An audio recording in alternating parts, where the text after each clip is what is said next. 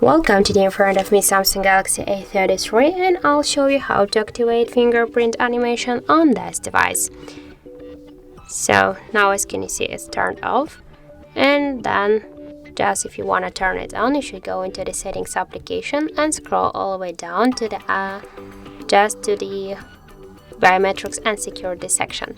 Here just click to the fingerprints, draw the pattern or enter the PIN code, and after that just click here to the show the animation when device unlocking. So now just we'll check that. You can see that we just successfully activate the animation on our device lock screen.